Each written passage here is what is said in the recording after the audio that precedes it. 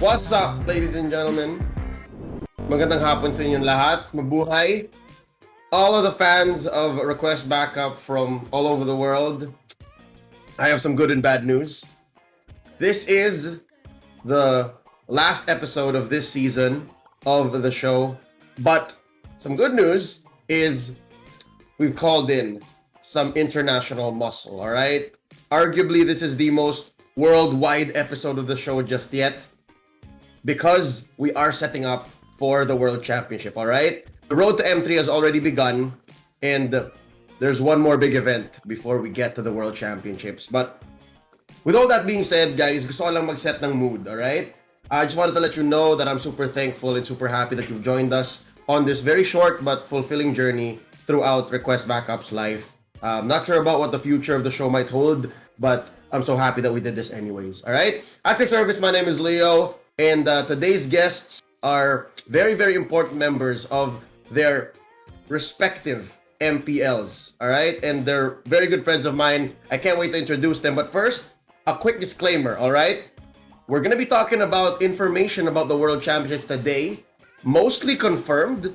A lot of them come straight from the source. That's Mobile Legends, Bang Bang themselves, Moonton. But some things might come up that are just mere speculation. So just a quick disclaimer, okay? Walang official hanggat hindi galing mismo kay Moonton. And another one, since this is an international themed show, just a note, mostly be speaking in English. Okay, mostly in English. So for the regulars of the show that are just joining us now, all of a sudden, like, why is he speaking so much English? Bakit siya nag-i-English? Eh, nasa Pilipinas tayo. We have Lysander and Gideon on. Let's bring them on, ladies and gentlemen. First up, coming from the land of very little land. I mean that in the sweetest ways. The land of chicken rice. Okay, there you go. The host of MPL Singapore and, of course, creative director of the whole damn show. Let's all welcome Lysander. How you doing, man? Hey guys, it's me again. I was with your friends yesterday. Thank you so much for having me, Leo. It's Lysander. I was with Butters and Mara yesterday. We were talking along with Gideon. And yes, I'm repping MPL Singapore today. Going to be sharing some of my thoughts with Leo. Glad to be here. Awesome. Thank you so much for making time. And yes, Request Backup today is kind of looking like MPL Chillax Light now that we talk about it. But anyways, we'll have a different vibe. You already mentioned our second guest. Let's have him on, representing MPL Malaysia, recently crowned best caster of MPL Malaysia himself. Let's say hi to Gideon. How you doing, man? Hey, what's up, everybody, to all the Filipino brothers on out there? How you guys doing? And welcome to the MPL Chillax Max Pro. I'm gonna say you just can't call it light no more, man. Exactly. It's good to be here. It's good to have everybody on. And you know, honestly, Leo, it's been some time because a lot of people have been asking, "Oh, are you coming on to Request Backup? Are you coming on to the show?" And I was like, I don't know, man. I don't know. Until just now, I'm ready to be here, and we've got a lot to talk about today. Yes. If that's your way, if that's your way of saying you miss me, then I miss you too, bro. All right. So let's say hi to the folks in chat, because you guys have so many fans, even in the Philippines. Okay, and I'm not surprised. Yes, it is Lysander who did host M2 alongside Joachim. Lysander, you want to say hi to a fan of yours from the Philippines? Give a shout out to Where's the chat? I lost it. It's on Facebook. I'm looking at Facebook right now. Oh my god, chat's going so fast I lost it. But yes, it's Lysander. It's Herandil. There you go. You want to say hi to Herandil? Hi Herandil, how you doing? Thanks for all your support. As always, the Philippines are always very kind. Other regions as well, but I think Philippines and I have had a really good relationship dating back to the start of my esports career. So very thankful for all my Filipino fans, and I'm very glad to have a lot of friends from PH as well, like Leo and all the other Filipino casters. Lovely. Those who are gonna ask, Lysander has been to the Philippines for Dota, if I'm not mistaken. Way back, all right? I was afraid where the conversation was gonna go. You said dating, but let's move on. Esports. Let's stick to esports. To start the conversation, and since we are on the road to M3, let's start off with something hot, something spicy. Here's a question for you guys in chat. You can key in right now, answer this question. Who's your dark horse country at M3? All right. I know that the teams are not confirmed as of yet. I know that there's 16 slots. There's 16 teams, but for the countries, we're kind of clear. All right. There's some NA representation there. Of course, you've got the C regions. Brazil is now part of the mix in a bit more impactful and significant fashion. But you guys at home, who do you think is going to be the dark horse country? Sino yung parang hindi natin na-expect na malakas pero biglang magpapakita? I believe in M2, it was the Burmese Ghouls. Myanmar. Nobody expected Myanmar to be so friggin' strong. Let's wait for chat to catch up. Gideon, I gotta ask you, man. Who do you think is going to be a dark horse? Look, I've got, Leo, easy answer for me. There are two regions which I'm very interested to see what their meta is going to be generally looking like. The first one, obviously, people are really excited for NA now that they're kind of like, well, they haven't been franchised, they haven't developed their own MPL, but so far, based on the M3 qualifiers alone, there's a lot of promise with one or two teams here. And both of them made it to the finals, but only one can actually go through. But I am very excited for NA. The second one, which I'm a little bit more confident, Cambodia. They're actually looking kind of clean, kind of nice. They are really catching up with the meta. And before this in M2 and even M2 and M1, they did have representation to a certain degree, but they were kind of behind everybody else. They were a little lagging behind. I think now that they have their own MPL, they are catching up quickly. Well said. Well said. And shout outs to our friends from NA, Slacks, Cap, and Dave. They kicked ass when they did the NA qualifiers. I'm so excited for NA to join this this side of esports. You know, around in the world of gaming, NA has always been, you know, a love-hate relationship. You support NA at high risk and high reward. They let you down, but they also put up the best game. So I'm excited for them to join. Want to see what their meta is because they live so far away from us. Maybe they haven't discovered our content creators. They haven't been looking at our metas. Maybe they have a different way of thinking. And I'm excited for this cultural exchange that will come up from this. So definitely NA. And I, of course, got to support my boys from Singapore. I think there's been a lot of talk, maybe not so public, but a lot of talk about how Singapore is, you know, the weaker region now. A lot of the players have been saying they don't have a lot of time to practice compared to the stronger regions like Indo and Philippines. So I want to say that, you know, I am still rooting for my home countrymen, and yes, it's a little biased, but I think it's also fair because, you know, a lot of these guys, they do pro play like part-time, and it's kind of tough to struggle work and school with ML. So I got to give them some respect and hope they do very well. You're right. I can't believe that that's still the same sentiment that we had, because Gideon, if you remember, that's one of the notes we had when we were studying the teams from M2. Yeah. Like, got a note, man, got a note. EVOS, SG, and was it? Who was the other? There were a couple more SG teams, right, in M2 for sure. It was RSG. Yes, it was It was both RSG MY and RSG Singapore, and as well as EVOS SG. There you go. We kept noting that these guys, they don't play full time. They have other jobs. I'm wondering, when is it gonna be time? Lysander, you have any news? Like, when is EVOS SG gonna say, you know what? We've been winning back to back. Someone's gotta step up. We're gonna play full time. Is that gonna happen anytime soon? I think it's definitely the culture. You know, your fans are definitely a lot stronger. I think fans play a big part because fans support the streams, they support the viewership, and with viewership comes more sponsors, more money flowing into the system. So Singapore, you know, we got some crazy fans, we got very dedicated people in the industry. The next step for Singaporeans is definitely to, you know, up their support for locals, I guess. And yeah, there are a lot of casual players in Singapore, a lot of casual ML players, and I think you know, with a bit more push, maybe 1 or 2 more years. Maybe if we place very well this year at M3, we could actually improve that hype for local esports, I say. Okay. Looking forward to MPLI. That's the first step. What if that's the first what if MPLI, you guys just suddenly just overtake everyone and do better than expected? maybe by M3. You know, Gideon's trying to throw some heat here. All right, Gideon, what you got? Look, Lysander. You know what it's like. It's an age-old story for all you Filipino fans who don't really know. Malaysia and Singapore, we're a little too close to each other. We're like the two brothers. We're like Cain and Abel. That's the way it is. No matter what competition it is, as long as Malaysia beats Singapore, we don't even need first place. As long as we beat Singapore, we're satisfied, you know? We don't need M3 as long as we're placed higher. That's the sad truth of it all. But honestly speaking, I do think that that's the scary thing about Singapore is the fact that with so little resources, they're able to kind of like push out quality players.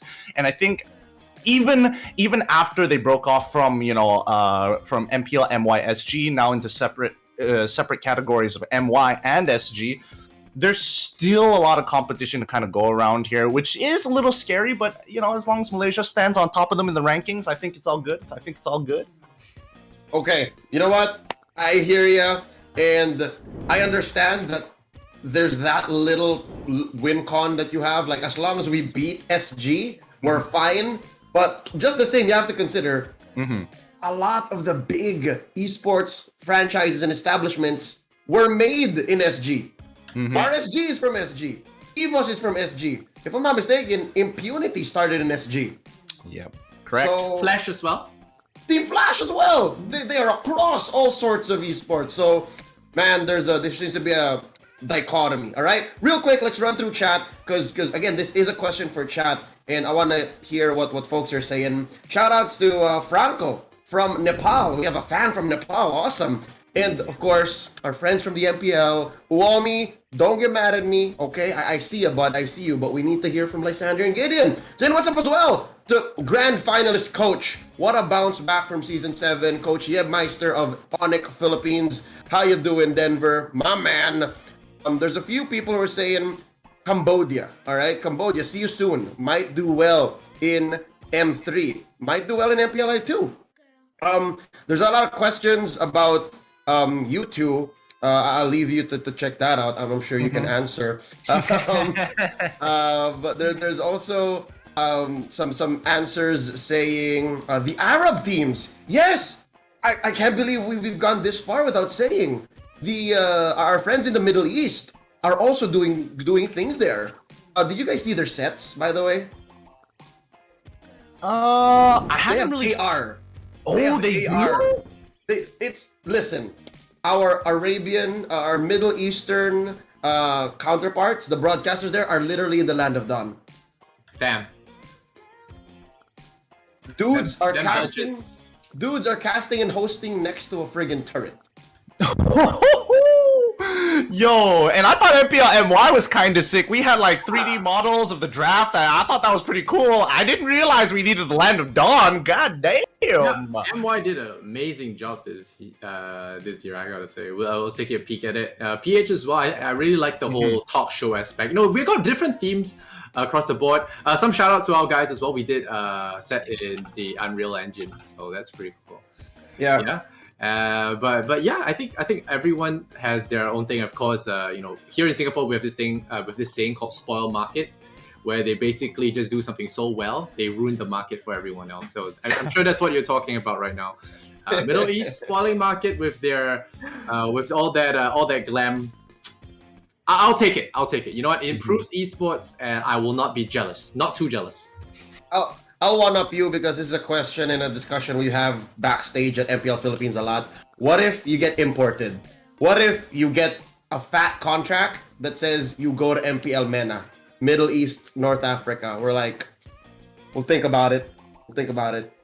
But casting next to a turret, very tempting. Oh, very tempting, indeed. Very. Can I write the turtle though? I'm sure they can make it happen. Turret, turtle, not too far apart. If I can go for a horseback ride on Lord, deal.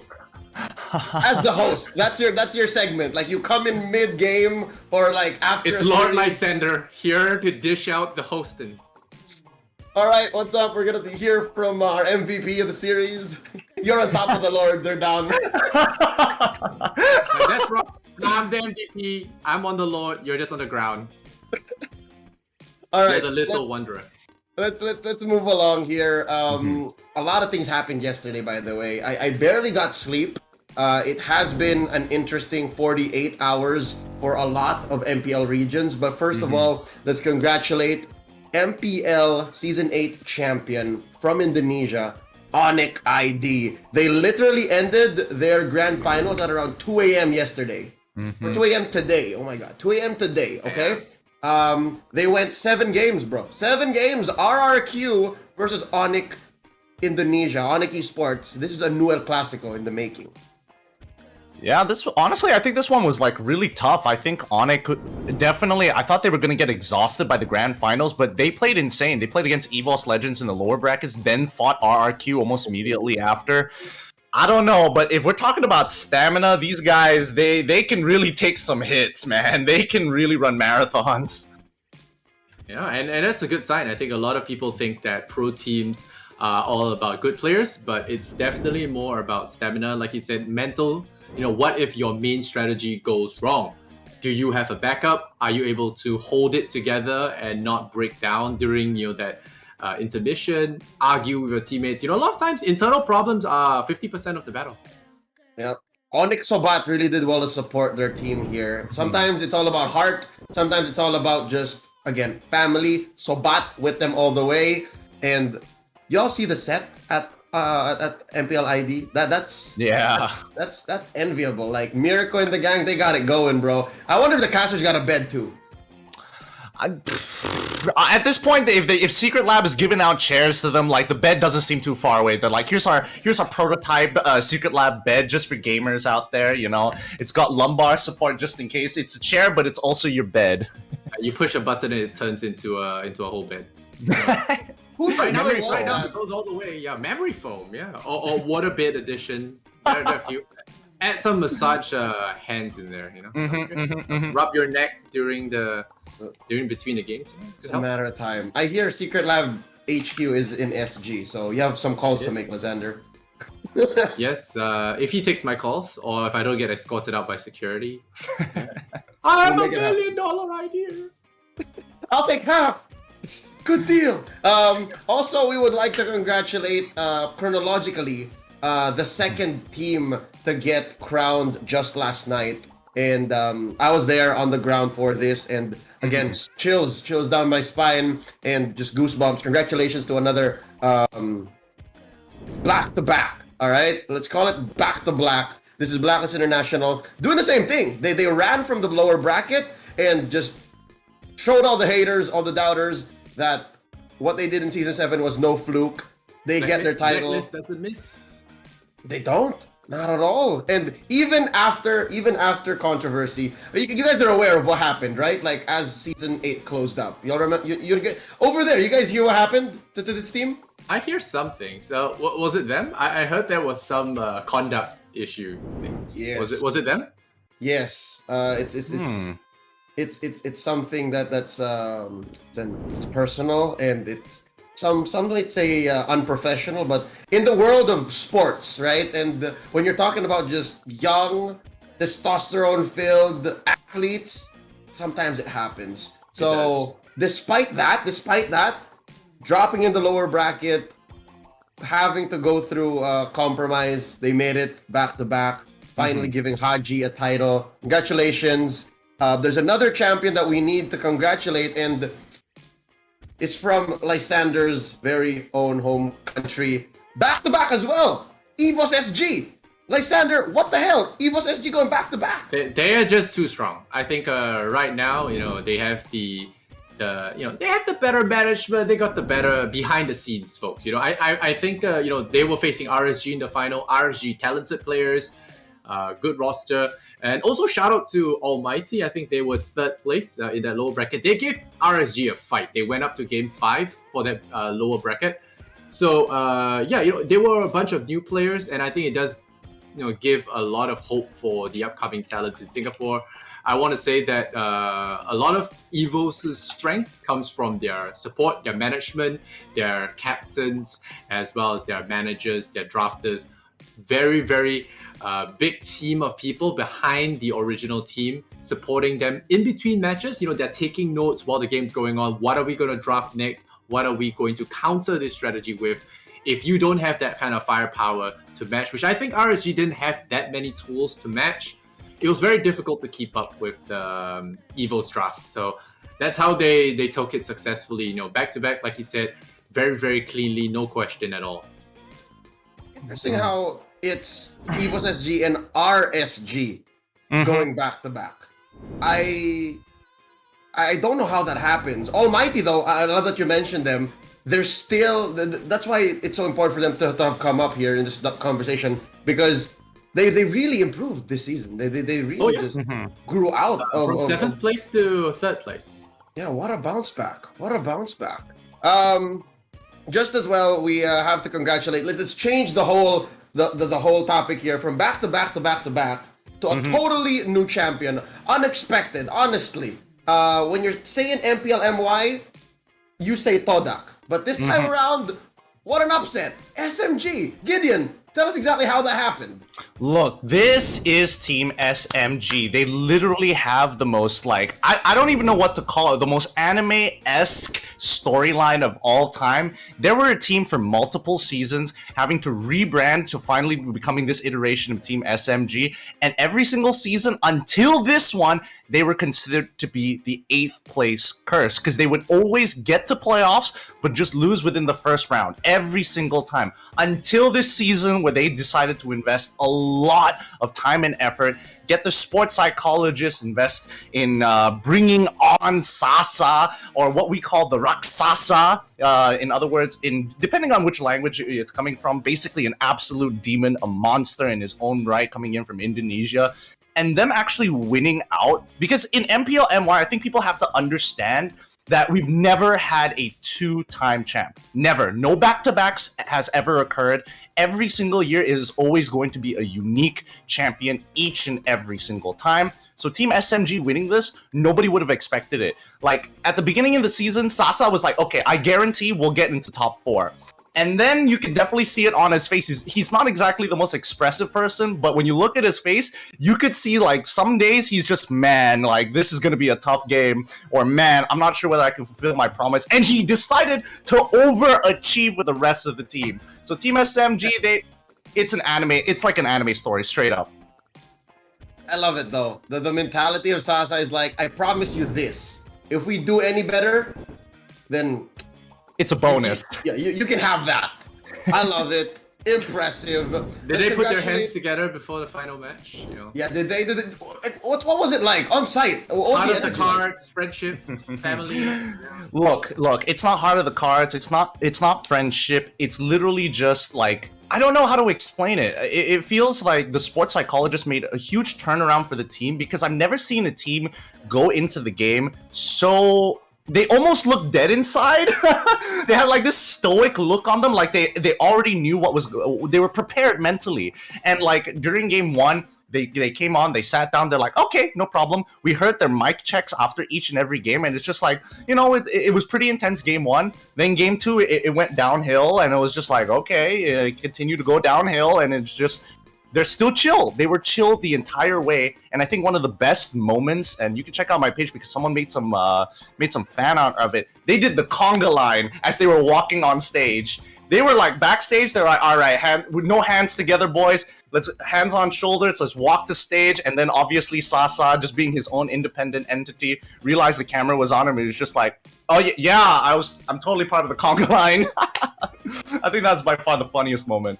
And then they activated their kill mode, right? Exactly. Destroy. That story that you just told, that's moments that can only happen if it's a face-to-face event. If it's exactly. It's a on-site event, and that's what we're missing. We were lucky to actually figure that out for our last day. Lysander, you guys have always been on site, right? But it's a very controlled environment. Well, very controlled environment. So what we do actually is we separate the players, and then we use some green screen magic to put them on the same floor. So if you guys aren't paying too close attention, you will not be able to tell. Sometimes they mess up, they step out of frame, then we can see a little bit of that glitch. But if you're not paying attention, you can't tell that we actually separate the 2 teams. So team 1 will play on the first floor at the main stage, and the second team will play in like a green screen room. It's very cool. So Singapore, it's always been our struggle with space And of course, COVID measures are quite strict here. That's why we try and keep the numbers low. So we have to work with the government to make sure that our MPL area is according to the regulations. So yeah, that's the kind of technical magic we had to use, Hollywood magic, so to speak. Okay. So some things with the team can happen, but between teams, they really don't interact as much. There was an interview day where we got them to talk smack about each other. So there's that. Yeah. And always after a win, there's this segment called the winner seat, where I'll talk to the winner and I will try and dig the juiciest stories from them. And a lot of times it's just been a straight out, dead in the eyes, in the camera, calling out another player. It's like, looks like you didn't practice hard enough. Looks like you weren't good enough this time.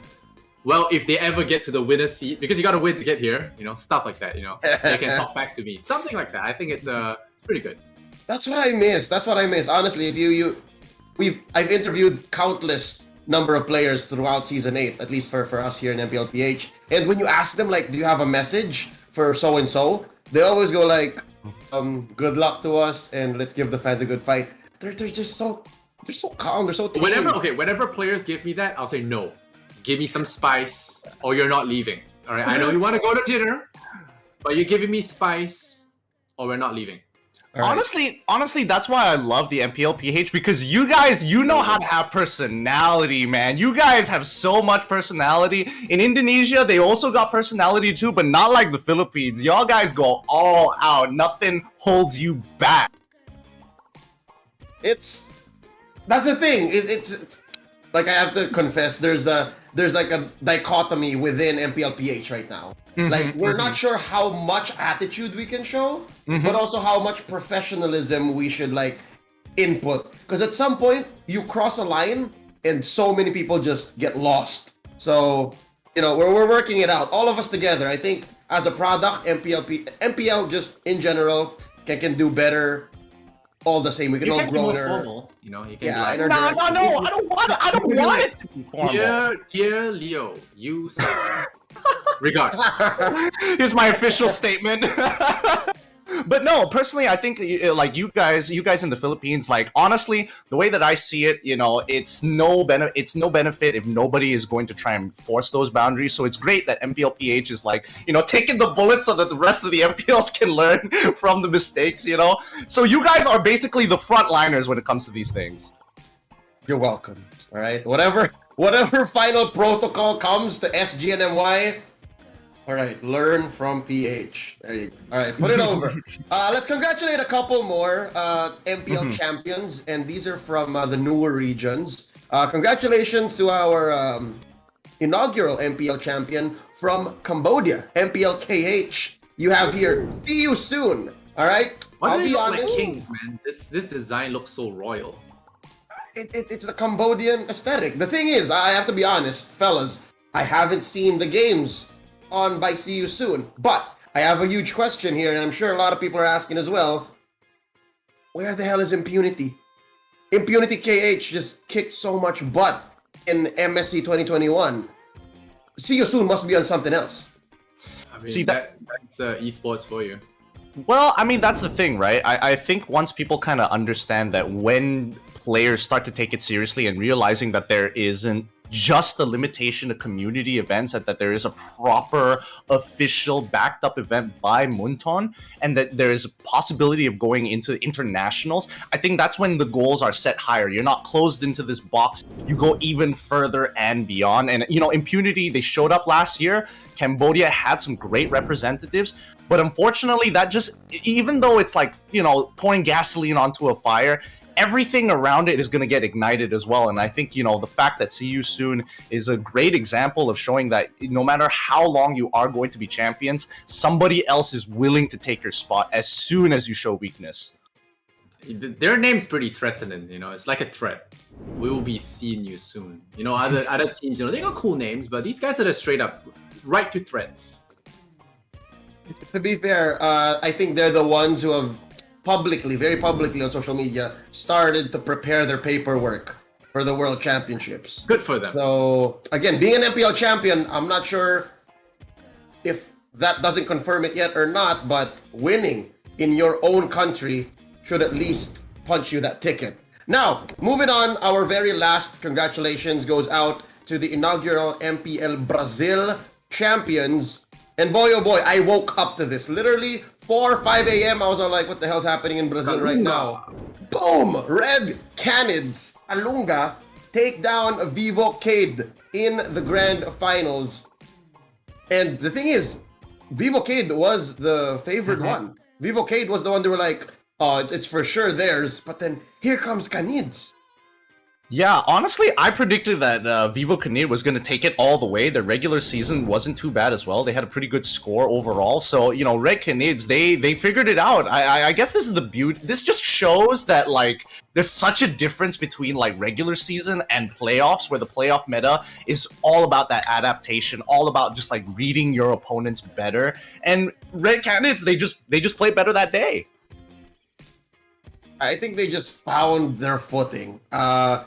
The atmosphere in that studio that they had, which was also on site. Kudos to the MPL Brazil prod. It was quite the celebration. Very colorful, and they really rode that Brazilian aesthetic. Like, it's just very lively, very Southern American. Yeah, they even have two like jaguars on their side of their MPL emblem. So that looks pretty cool. Actually, every single video promo that they have, MPL Brazil, they have the Jaguar sound after. So I'm like, everyone just spoiling the market. Yeah. Yeah. What my country got to do to have, like, I don't even know what animal we can attach to ours, because y'all already got a rap. I don't know what more that you guys you came up with personal raps for each one of the individual teams for playoffs. I don't know what's more insane than that so far. That was legit sick. Yeah, you guys should be a dragon because you're spitting fire. There are no dragons in Philippine folklore. I don't know why. Dragon exists in everyone's imagination. We can take some liberties, all right? Ask the Filipino fans if they want to be dragons. I'm sure they'll say yes. We'll figure something out. But for now, congratulations to these MPL champions. In efforts of actually hyping up where we're going, the road to M3 has already begun. Let's take a look back at the previous World Championships held and organized by Mobile Legends Bang Bang themselves. We'll put up some photos of M1 here. And this was held in Gideon's backyard. This was in Axiata Arena in Malaysia. Gideon, tell us what the field was like. This was like a couple years ago. Yeah, this was a couple of years ago. It was insane to have like an entire stadium full of people just sitting around, and and some people flew from Indonesia to come and support their teams. It was ridiculous. I think this is like by far one of the grandest events between the two the two M1 and M2, because obviously COVID has definitely, taken away the ambience to a certain degree, but the prestige that this event had was insane, and the storyline of EVOS Legends coming into this, dropping down to the lower brackets, flipping it on RRQ's heads at the grand finals. I don't know what to tell you. This was truly an amazing event through and through. I heard that when EVOS were down 0-3, I think they were down 0-3, and they did the reverse sweep. The owners actually left the stadium. They were like, I can't watch this. Yeah, that's true. And then they started winning. So they realized, okay, maybe next time we don't stay in the stadium. So just a little fun fact, because we know the owner of EVOS, so he told us this story. It's pretty funny. That and yes, looking at pre-COVID events is very heartbreaking, I gotta say, as an esports lover. But what's awesome is we all figured out as a community that we can still make these awesome moments. And the next World Championships, well, maybe celebrated a little later than usual.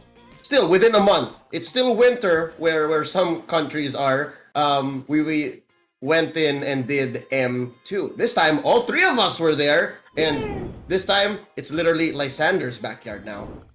Yeah, this was great. It was in the hotel. There was high security everywhere, making sure everyone was following COVID. You see all the masks, the mark of COVID. But Brad Esports, they put up a incredible grand final. Immortalizing that Lancelot play. I remember screaming about Lancelot, on the desk with the other analysts. I think that's Ducky as well. I think he's their coach. Yeah. And no, shout out to Burmese Goals as well. These guys made a really good final. They made a good effort. They fell short at the end, but I think overall, no one wants to see a 4-0 finals. Everyone wants to see a good fight, and they delivered. So, props to them. Hope that something similar happens soon. A little dry on the esports front. We want some esports. Interesting. there's Rennie me. Sports. There's me. Hey, hello. Yeah, there Yeah. you go. There I am. Is that some executive or is that Joachim? No, that's joke. That's Joachim. All right, cool. I thought it was like some person who's like big shot, like just handing out awards. But the thing about Brenny Sports and the thing about EVOS, now that you mentioned it, I did not know that that's what happened with EVOS Legends, is both of these teams, they climbed through the lower bracket. Mm-hmm. And They at some call point, it the warm-up. yeah, and at some point they felt like they were just gonna go down. They were just done for. I'm wondering, is that what M3 might look like as well? Is whoever is eventually gonna be the champion gonna go through the same road? Yeah, I think it gets a little too comfortable at the top, so you gotta sweat a little bit. I think it also depends on how your lower bracket game goes. If it goes too long and strategically speaking, if it goes too long, you're forced to reveal more strats, you get more tired. A best of 7 is where you want every single strat hidden as far as possible. So lower bracket is definitely a disadvantage. The only advantage is the warm-up, I would say. The warm-up, I don't know. I'm on a completely separate thought process here, because I think a lot of it has to do with momentum, actually. Because I think there is a much I don't know how to explain it, like a different sense of urgency when you're playing in something on the size of M3 compared to just locally, to be crowned best in the world compared to become crowned best in the region. And I think for a lot of lower bracket teams, they come through, they drop down, they're like, man, we've tasted what failure is like, this sucks, we need to keep moving on. And once you get to that very last leg of the race, the momentum that you've built up from the lower brackets usually takes the upper bracket team by surprise. They're like, whoa, they're going really hard, they're not giving us an opportunity to breathe, and we need to slow this down somehow. And then it's just that back and forth of who wants it more. Yeah, I believe that. Yeah, it's definitely, I think, the momentum, that whole we're winning, let's keep doing it. It does apply for sure. I was talking strategically, on theory, on paper, but there's a lot of psychological thing that goes into these things as well. Yeah, it's very hard to call, because I think also another superstition you can follow is what the casters are saying. Just go the other way. Speaking of which, one other big factor that'll come into play here when it comes to trying to figure out who's gonna eventually win the World Championship is the format. Sometimes lower bracket behaves in a different way. Sometimes you can have fun in the group stage and then eventually ramp up, warm up, as you say. Here's an example of what one format might look like. This is MSC 2021, the most recent international scale tournament we had this year. And it started with 12 teams across 4 different groups. And then the highest scorer goes up, confirmed, into the playoffs, upper bracket. And then the others have to fight for that last slot in the lower bracket, and then they go from there. The eventual winner of this tournament was a lower bracket team. It was Execration. Maybe ML has a trend, lower bracket is a good thing. Time to go throw that regular season. Go, just choke it. Make sure you're on that last live. You remember in Batman about the whole no safety net thing, and he climbs out of the pit. The safety net holds you back. Okay, I see where you're getting at. You gotta be like do or die. They say burn the ships. That's the saying, right? So that there's no way back, only up. So maybe that's what a lot of team needs. They need that negative reinforcement. Well, that playoffs was an interesting situation. Again, a completely online international scale tournament. Another format that could be possible is just a repeat of M2. It happened earlier this year, but it seems like it was forever now. And this one looks similar, actually, quite similar to MSC. But when it first happened, it was very confusing. when it first happened, we had to play the explanation video every day for people to get it. But essentially, 4 groups, top scorer gets an upper bracket slot, and then everyone fights for a lower bracket spot. But the thing is, it's officially announced out there that we have 16 teams. So I'm wondering if this same format will work for M3 with now 16. Or 4? Yeah, I think it works. 16 is still easy. You can do round robin, top 2 from each group promote. Yeah. I think I personally, the way that I see it is that M2 is just a great setup to kind of like teach everybody this new particular format before we got into MSC, and then after that, I think they're just going to expand. I don't think they're going to change it too much. So personally, my best guess, and this is all speculation, you know, I have no information whatsoever. I'm just going based on just sheer Sherlock Holmes detective work here. I'm just assuming it's same 4 groups, except you just add 1 extra team in each, and you know, just play the exact same way, and maybe have eliminate 2 teams instead to make group stage even more devastating. That's how most 16 teams tournaments go. Having that top 2 promotes, and then I don't know how they handle lower brackets. Well, if it gets into playoffs, it's much easier. Yeah. Once you get your 8 teams, then you know, 2 it's lives. It's definitely going to be double elimination, right? Eventually it'll be double eliminations. That kind of makes sense. But the thing is, we'll cross the bridge when we get there, and that wouldn't really even be our jobs as they could do it broadcasters. MPL style, regular season. Could take a while. I mean, the thing is, that's why we have our beloved league operations specialists, right? Like, Punton has their own. We have contractors who figure these things out so that people have the best viewing experience and competition for the players. I'm excited, honestly, to hear what might be happening in the World Championships, but that's the thing, guys. We just have to wait. Wait for these official announcements, because there's one more big tournament coming up, and that's the MPL Invitational. It happens every year, and it gets the best of the best from all the MPL countries and beyond, but mostly MPL. And this time around, it's going to be hosted once more by One Esports. And, you know, speculations abound.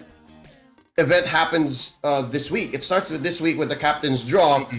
And before we talk about MPLI, I want to bring something up. And this is looking a little too forward. But what do you guys think the metagame will look like come the World Championships? We have confirmed that it is going to happen somewhere at the end of the year. So, by the looks of it, Amon should be legal by then. I'm sorry, I said the A word, but Amon should be part of the World Championships. And I just took a look at his abilities. He's looking before this, bonkers. I was just watching it.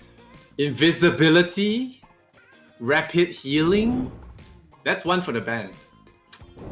That's one for the ban. I mean, you say it's one for the ban, but like, it really depends on who's going to be on like the forefront of science here. Who wants to come up with a new tech for Amon? Because for all we know, there's like a lot of heroes in MLBB when they first come out. They're either hyper OP or like it takes some time for people to kind of figure out, you know? Like, let's take Aulus for an example. People are like, oh man, this guy's going to be so sick. And then we check his base damages, like, wow, he kind of can't do a lot because of his base damages. And if they increase it too high, he becomes too much of a, you know, lane stomper. So there probably is going to be some form of balance. To be fair, I think Aulus is one of the weaker new heroes they've released in a while. He's too susceptible to crowd control. If he gets unstoppable and he just gets to hit people, yeah, he's pretty good. But he does need to hit level 12, and a lot of these games are decided much earlier nowadays. I mean, at least from where I'm from, the games are decided really fast. So by the time you're level 12, if you're not in a comfortable position, you're most likely getting choked out, getting the Lord taken, your jungle taken. Don't know if level 12 is enough to carry you through. I feel there are better options compared to Aulus. But Amon, I think one thing, what he does do is he has this same thing that Hayabusa has, which made him really popular, is the ability to split push. Because his free get out of jail free card, like going invis, untargetable, just screams, yeah, you know what, I'm going to push and then escape without consequence. You know, it's not so much about blowing you up. It's more about I'm just gonna hit your tower. You have to come and find me. If it's a squishy, I blow him up because I'm an assassin. If you send 2, I go invis and run away. You waste time. I take Lord. My team takes Lord. Something like that, you know. Split push is a problem, I would say. I'm a bit of a little deferring opinion on split push, but I think, you know, to loop it back to what Leo was trying to get to, which was like what the metagame is going to be looking like as of right now, because we all know how it goes when it comes to these bigger events. There's usually some sort of change or like huge patch that they're going to do to kind of put everybody on equal footing, and then it's all about just trying to figure out the latest and greatest tech, right? But as of right now, I think that the game is very much about tempo. It's about controlling that tempo when you want to speed the game up, when you want to slow the game down. And there's many styles and ways of doing that, whether it be split push or having a composition that's more towards siege. And I think Wolf, shout out to Wolf real quick, because he did send me a PDF where he was just like, hey, you've done card games before. And he gave me this big list of how he kind of like broke down some of the teams. Like, this is a tempo team, this is a control team, this is an aggro team, and kind of breaking it all down. It's actually a really good analogy to kind of explain what the meta is right now, because it's like an RPG. You can put all your stats in agility and become hyper aggressive, but you have no form of late game, or you're playing for late game, but you need certain conditions to kind of get you there, like wave clear and scaling, and maybe an early game jungler to kind of control that pressure. I think right now in the meta, it's the most diverse we have seen in terms of playstyles. Maybe not the heroes, but definitely in terms of playstyles, compared to like Season 4, Season 3, where it's just like, you pick Harith, you pick Lunox. If you don't have one of those two, it's game over. We have to have Grok. Things like that. I get it. And I did also see said document. We actually worked together, all of us in the Philippines. He also consulted with a few other esports communities to work on that. What I'm hearing is the metagame come the near future for the World Championships, nay, even maybe for the MPL Invitational, might be all about coverage. It might just be whatever you do, however we build our lineups, it can do something at every single phase of the game. I hate when lineups... Yeah, I hate when lineups cannot late game scale. I hate when lineups can't do anything early game. It's very clear that, all right, we just hunker down, boys. We can't fight, so we just stay alive. It's so off. That's what I saw yesterday, at least when it comes to what Blacklist did against Onyx. There were lineups wherein, yeah, like you're just not doing anything now. Like, this is our time, early, mid, late. Your call. So I'm guessing if teams start to draft that way and then just execute as they should, that should be a solid way to go for the trophy. I think that's actually a great explanation, you know, to kind of sum it all up, to have that level of coverage where you're strong at each stage of the game, right? But I also think that, like, especially for the Philippines, you guys have a certain level of mechanics and execution that is way beyond I would expect from Indonesia, who I would say is the most coordinated when it comes down to their team play. Like, it's kind of strange.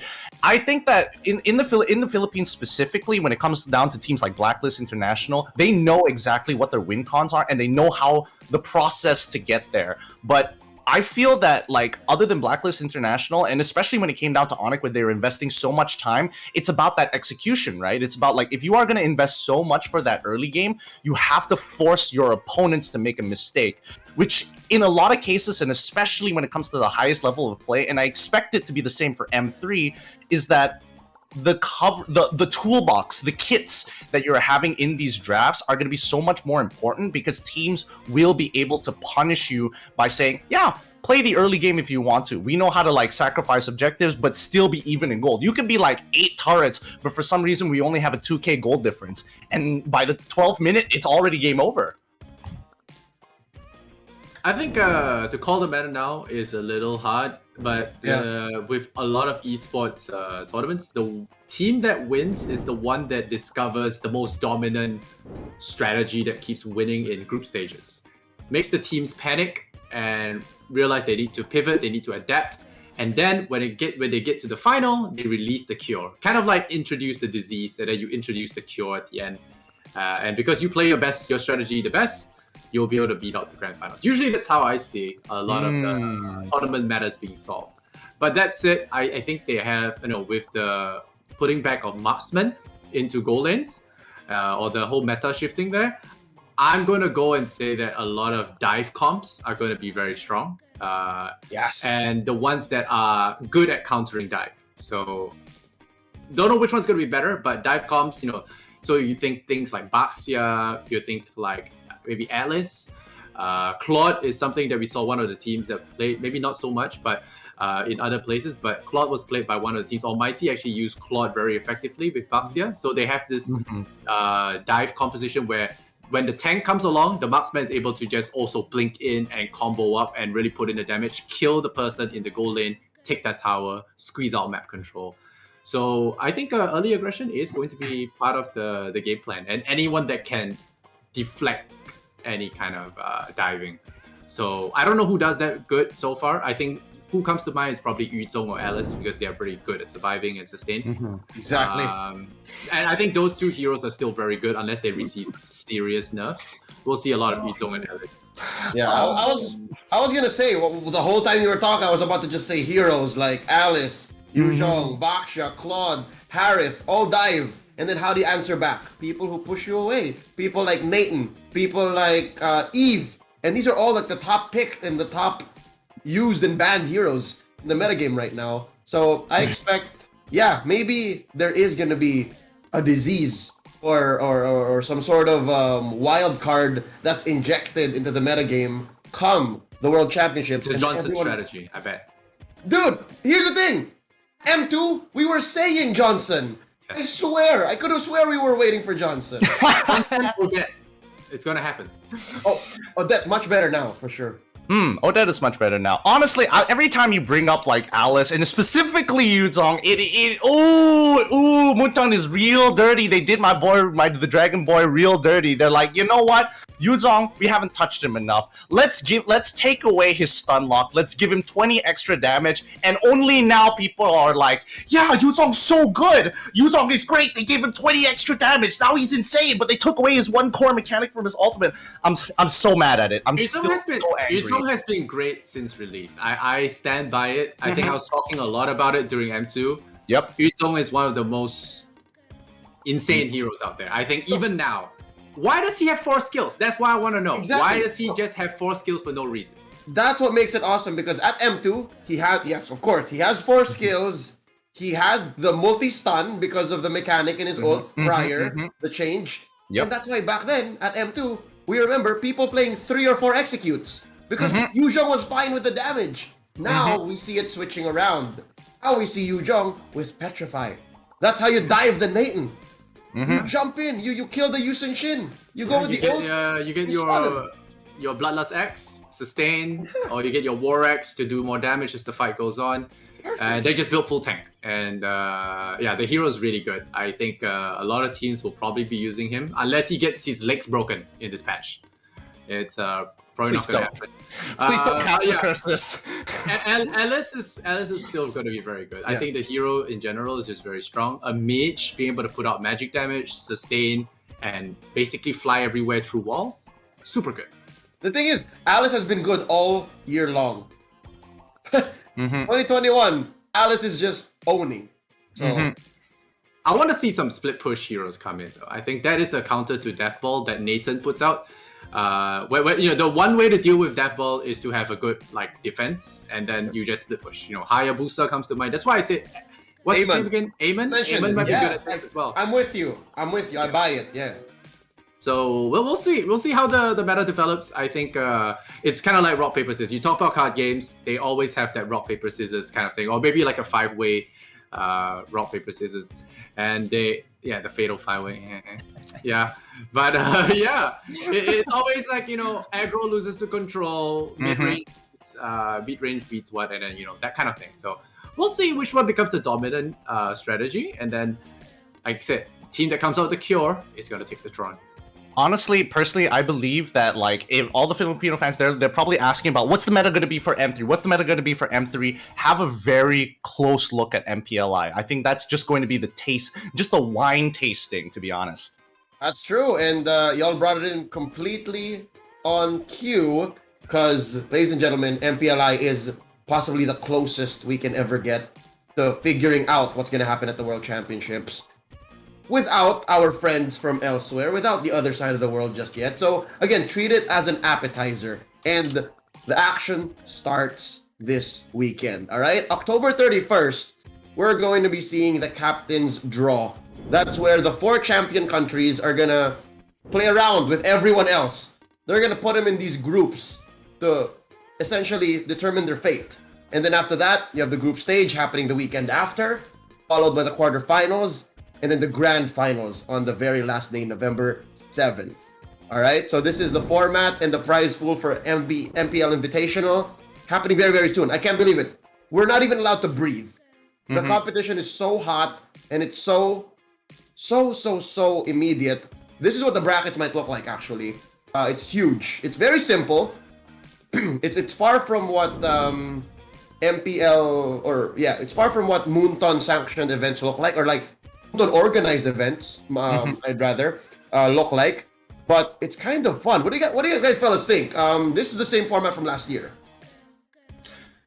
Honestly, I think that like MPLI is one of the few really fun tournaments out there because it's so different. Well, to a certain degree, it's really different from like things like MSC, for an example, or obviously it doesn't compare to something like an M3 or M4 in the future. But personally, I believe that MPLI is kind of a great proving ground for a lot of these teams, and especially for teams that especially for teams who are considered weaker in when you're putting the MPL side by side.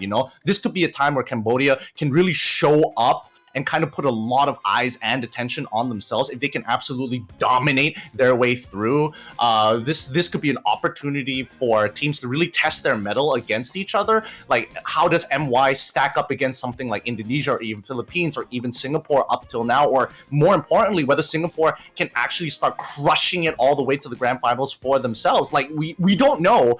We have no clue. And it's kind of like the best introduction to M3. Yeah, or it could go the other way, and after this tournament, Moonton releases a patch making everything super useless. So that could happen too. It could be like the last preview of this patch, and then nothing. I actually am siding with that. Given that this is happening early November, and that leaves a ramp up, because again, there's no actual confirmed dates yet for M3. And again, Amon is coming, and I believe the timer for a hero is like 2 weeks to a month. So you guys do the math. Things change when new heroes come in. So we can we'll also see, I think, Florin really change up the meta in some ways. If there is going to... She might be a good replacement to Rafaela if they want to go for more burst heal instead of the movement speed. I think there is a place for a global healer for sure. I think it can really turn the fight. She's not completely helpless compared to Rafaela, I would say. She has some ability to nuke and clear waves. Not so sure about the first part, but CC, clear waves, and the global heal, I think it's significant. Having played with it a little bit, I think it's definitely significant. We'll see. Amon, I look at his skills, they say he's like Gujian. I don't think so. I think his main thing is going to be the invisibility. Yeah. I think that is invisibility anywhere. I don't know if there's a hero like this before. I don't think if there's a single one that's been like this. The closest we can get is Natalia, but even then she has like this condition. Right? Yeah. So invisibility anywhere by just tapping your ability sounds stupidly good to me. So his kit looks pretty lackluster, I would say. It's just damage, right? It doesn't really do much from what I see. Drop some pretty crystals on the floor. But the invis, I saw that one, I was like, okay, yeah, this hero is broken. Yeah, that's all I'd say. Yeah, so this hero is definitely going to have some use somewhere. So maybe this is a place to theorycraft. We'll see what could potentially happen. But I think any smart team is not going to reveal any important strategies at MPLI. That is something I would say. They might test out some strategies like beta stages of a strat, but they're not going to release the full thing at MPLI because M3 is worth a lot of money. I mean, yes, MPLI, good money, and M3, gooder money.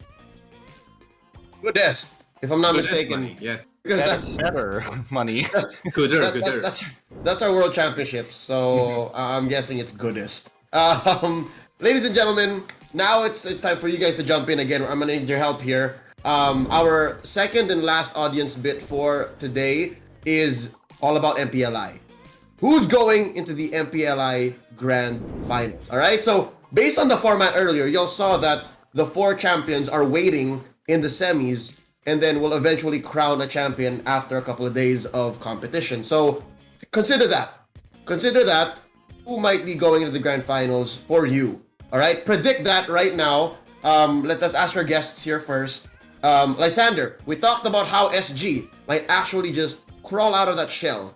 How SG might just excel out of nowhere and prove that they're not just what got chipped away from MY. What's your prediction? What might happen at the grand finals at MPLI? Okay, I'm not gonna do intelligent predictions here because it'll be very boring and stat related. I'll probably the intelligent prediction will probably be ID versus PH final, but I want to say EVOS SG makes it in. I want to see it. Whichever team comes by is just gonna give us a good learning lesson, and we'll win it in the end. We'll get some glory for Singapore. Can you see the clouds as I daydream? Yeah. So yeah, Singapore's got this. I'm a SG guy, SG pride all the way. And all right, let's go with Singapore versus Blacklist grand final. Ooh. Wow, EVOS SG. So you're confirming EVOS SG will move up, and then RS.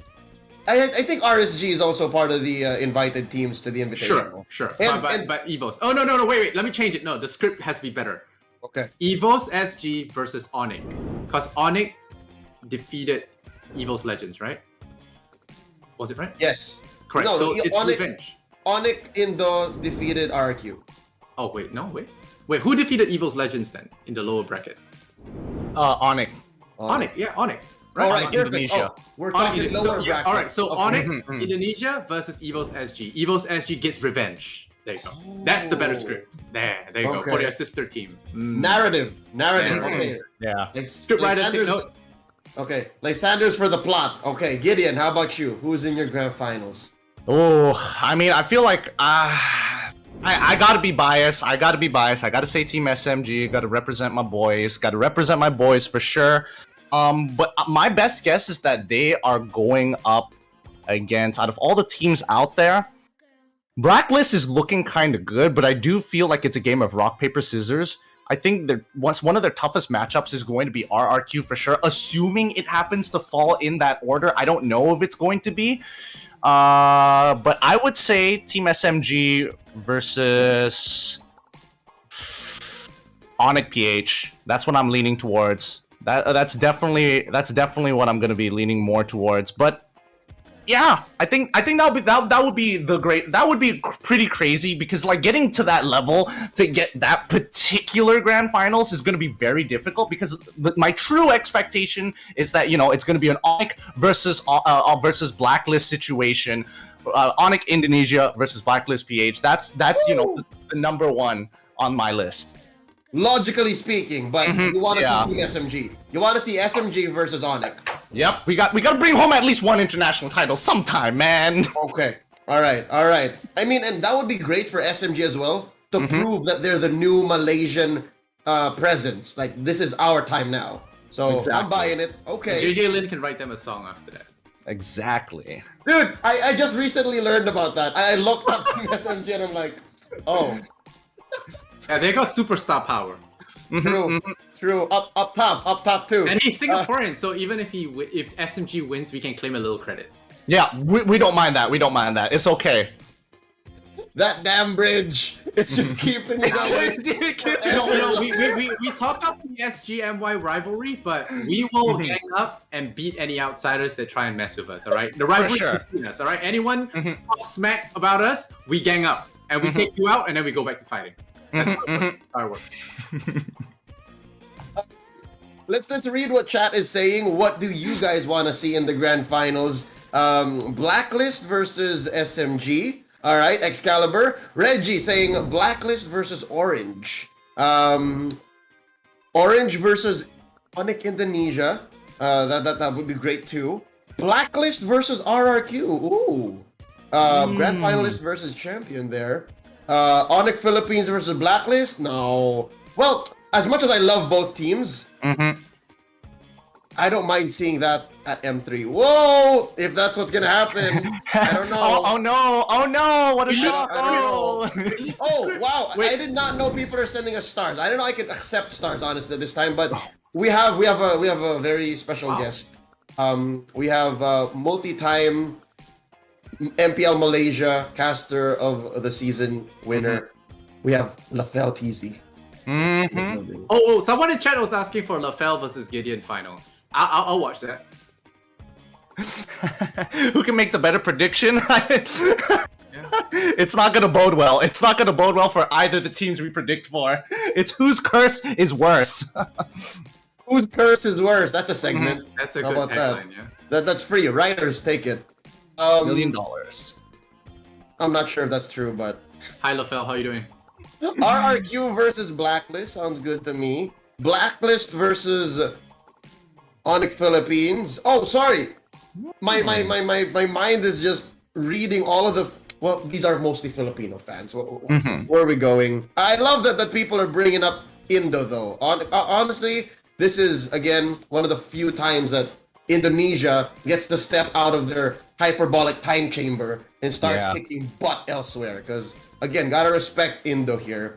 For me personally, to answer this question, I'd.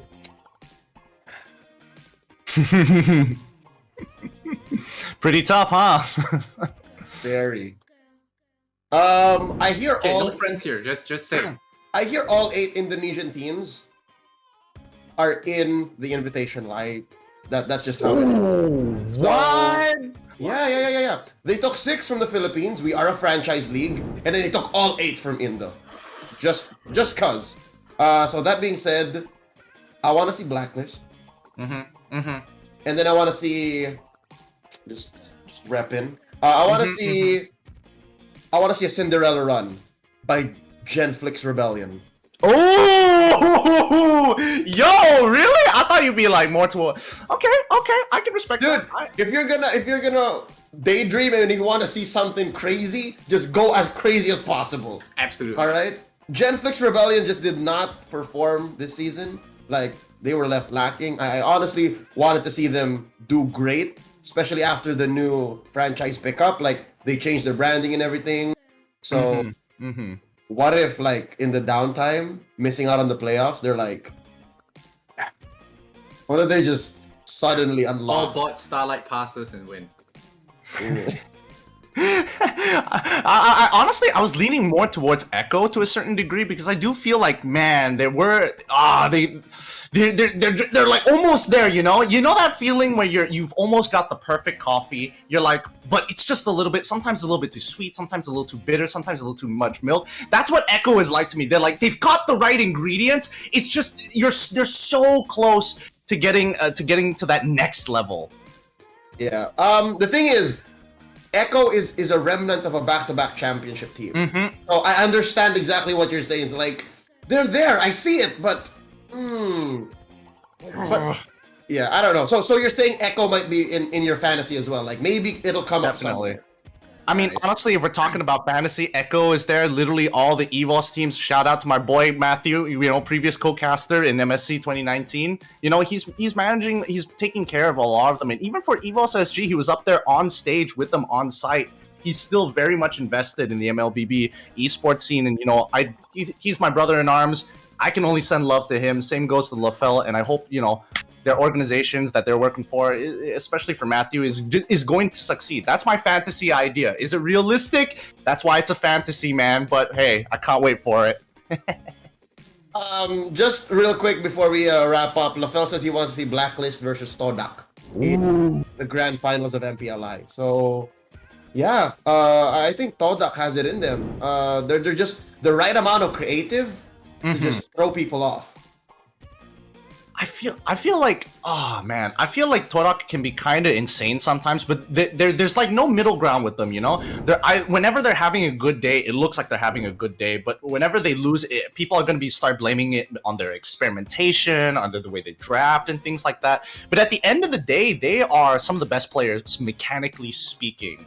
right? Like truly some of the best mechanical players here in Malaysia. And the fact that they lost to Team SMG solely on the fact that they cannot just depend on just mechanics means that they got to work a little bit more on, taking some of the other players to kind of take the lead and really start deciding on the experimentation.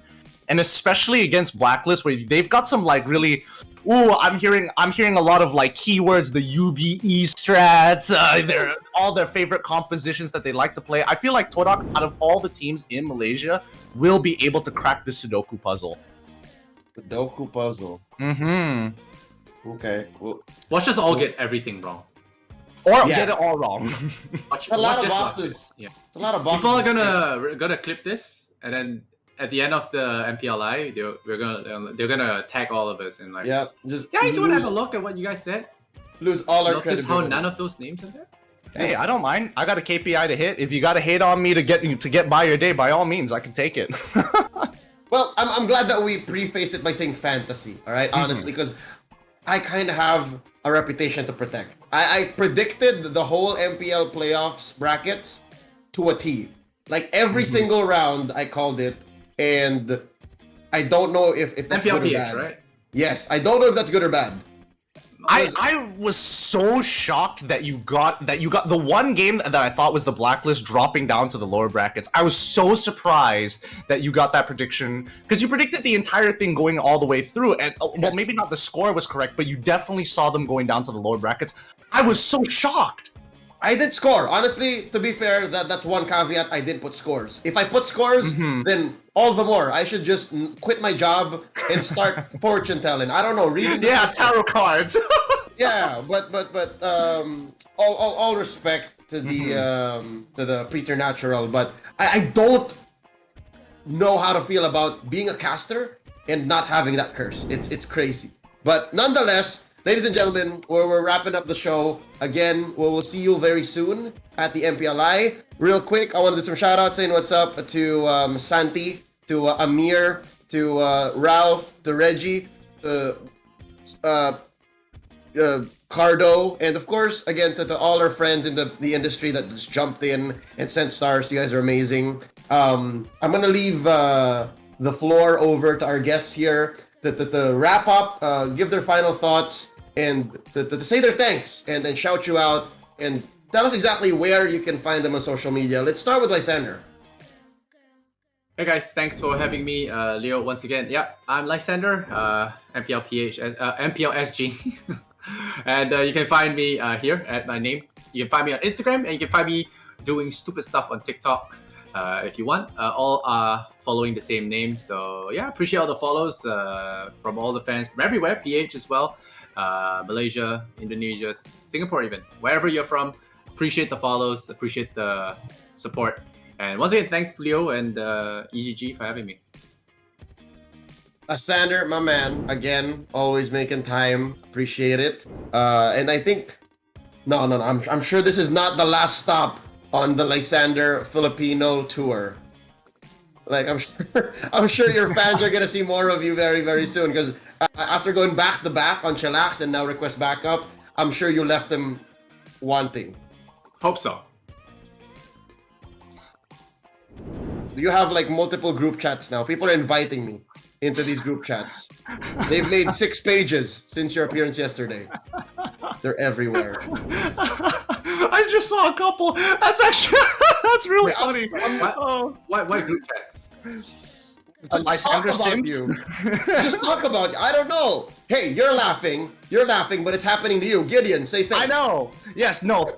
Honestly, thank you to everybody who's kind of supported me throughout this journey, and especially to all the Filipino fans. You guys are like ridiculous. I don't know how you guys do it to have so much love and support in your hearts. Because even here in Malaysia, like we're very selective on the people that we like to do. Doesn't mean that we're terrible, but at the end of the day, we're one big community, and you guys have been absolute pleasure as bringing me on to Chillax.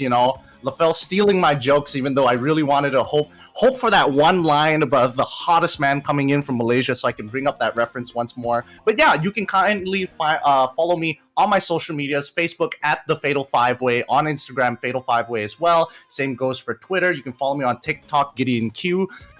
Yeah, that it's a little inconsistent, but don't worry. I'm the caster coming in for MPL MY, and hopefully I get to see more of you. Maybe during M3, maybe during MPLI. We all don't know what's going to be confirmed and what's to be confirmed, but hopefully it's going to be some exciting times up into the future. Leo, thank you so much for having me onto the show, and also shout outs to the EGG network, and a big shout outs to Leo Gaming. If you guys haven't followed him just yet, insane. He put this all together. Like, my hat goes off to you. Yeah, big shout out to Leo. And I just want to end this whole segment with a huge spoiler. All right, guys, M3 is gonna happen. Oh my god! Oh, I know. I'm gonna get in a lot of trouble, but it's gonna happen. It's gonna happen. No, and it's gonna have a lot of Mobile Legends. A lot of it. No, wait, Mobile Legends as well? I'm sorry, Leo. I know you said not to say anything, but I had to say it. I'm gonna get in trouble, dude. Do you know how many NDAs he signed? I told you right before the show. Just last night I said, dude, we're gonna get in trouble. Don't say the letter before N and the number before forward. It's gonna be tough from here on out, my friend. It's gonna be tough. Don't worry. We'll try to help you out through the legal process as much as we can, Leo. But yeah, honestly, thank you so much. This has been Request Backup has been such a cool little content segment, but to talk about everything MLBB. This has been sick. Jokes aside, thank you all so much, gentlemen, Gideon and Lysander. On behalf of everyone making this show possible, EGG Network, the fam over there, thank you all so much for trusting in me and, you know, the community we have here in the Philippines for MLBB, the MPL community at large. Shout outs to Ash, to George, to Jamal, to Rob, and then everyone in the EGG HQ. You guys are awesome. And I don't know what the future holds for Request Backup, but wherever this may go, do know that I'll always remember the memories that we had and the times that we shared. For the whole run of this, I could not do it without my producer and director, Kaysaya. You're awesome. And to you guys, the community here, the fans coming in week out, maraming salamat. Mahal na mahal ko kayo. Request Backup. That's the end of the first season. The first 5 episodes have been great. I'll catch you guys wherever. We'll see you MPLI for sure. Me via my socials. Check out my website .com at leocasph.com. And with that being said, peace out. Always take care, and don't hesitate to press that button. Request Backup. Out. Request backup. Bye.